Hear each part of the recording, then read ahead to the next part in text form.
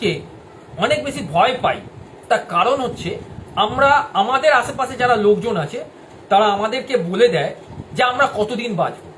কিছু মনে করবেন না, আমি ডিরেক্টলি নাম নিচ্ছি, যেমন ধরুন এলআইসি এজেন্ট, যারা মেডিকেল এজেন্ট, এছাড়া আরো অনেক যারা এজেন্ট আছে যারা এইসব এজেন্সি করে খাচ্ছে আর কি, মানে রোজগার করছে, তারা আপনার বাড়িতে এসে আপনাকে ভয় দিন, আচ্ছা আপনি এই ইন্স্যুরেন্সটা করে নিন, কারণ 60 বছর বয়সের পর থেকে তো আপনি আর কাজ করতে পারবেন না, তখন আপনি বসে বসে জিনিসটা খাবেন। মানে ওনারা ধরেই নিচ্ছে যে 60 বছর বয়স থেকে আপনি কাজ করতে পারবেন, আর আপনিও সেটাকেই ধরে নিচ্ছেন। হ্যাঁ ঠিকই বলেছেন, 60 বছর বয়স হয়ে যাবে, কাজ করার ক্ষমতা চলে যাবে, শরীর ভেঙে পড়বে। মানে আপনি চাইছেন আপনার 60 বছর বয়সে শরীরটা ভেঙে যাক, আপনি চাইছেন আপনি 60 বছর বয়সে কাজ করতে পারবেন না, আপনি চাইছেন আপনার 60 বছর বয়স পর আপনাকে রোগ জ্বালা জন্যতে সবকিছু চেপে ধরুক, যেটা আপনার সেভিংস করছেন এতদিন, সেই সেভিংসের টাকাটাও বেরিয়ে যাবে।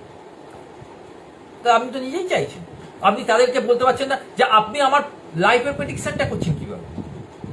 আমি আপনাকে কথা দিচ্ছি 60 বছর কেন, আমি 80 বছর 90 বছর অব্দি বেঁচে থাকবো, আমার লাইফে কোনো রকম প্রবলেম থাকবে না, আমি মেন্টালি ভাবে খুব স্ট্রং, আমি মেন্টালি ভাবে খুব হিট করব নিজেকে, এবং আমি কখনোই মেন্টালি ভাবে নিজেকে বলবো না যে আমি কখনোই রিটায়ারমেন্ট করে গেছি।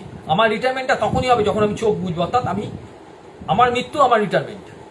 যতক্ষণ না মৃত্যু হচ্ছে ততক্ষণ আমি কাজ করে যাব, আমার শরীর, আমার মাইন্ড, আমার এবিলিটি প্রত্যেকটাকে আমি কনফিডেন্সের সঙ্গে জানিয়ে যাব যে আমি বেঁচে আছি, অর্থাৎ কাজ করার ক্ষমতা আমার মধ্যে আছে। এটা আমরা বলতে পারি না, তাই জন্যই আমাদের আশেপাশের লোকরা আমাদেরকে ঘিরে ধরে, যেমন জ্যোতিষী, এলআইসি এজেন্ট, যাবতীয় সবকিছু আপনাকে প্রেডিকশন করে দিচ্ছে, এই হবে সেই হবে, মানে আপনার লাইফের কন্ট্রোলটা অন্যজনের হাতে চলে যাচ্ছে। সেফ যেমন ভাবে প্রেডিকশন করে দিচ্ছে আপনি সেভাবেই যাচ্ছেন, কিন্তু আপনি আপনার মেন্টাল হেলথের প্রেডিকশনটা করছেন না। মেন্টাল হেলথ নিয়ে যারা কাজ করে যাচ্ছে তাদের কথা আপনি শুনছেন না। আপনাকে সুন্দর একটা রুটিন তৈরি করে দেওয়া হচ্ছে, যে রুটিনের মারফত আপনি যদি চলেন তাহলে আপনার শরীরে কোনো স্ট্রেস আসবে না।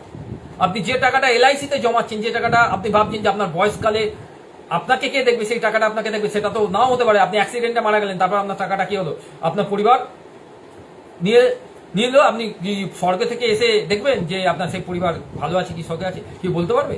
কেউ বলতে পারবে না। অর্থাৎ সেই জায়গা থেকে আমি ভাববো কেন, আমাকে ভাবতে গেলে আমাকে অ্যানালিসিস করতে হবে যে আমি মেন্টালি ভাবে অনেক বেশি বুস্ট আছি। আমি পুরো নাম তো সবাই জেনে গেছেন, আমি সবাইকে বলেছি আমার শর্ট নাম হচ্ছে এভি।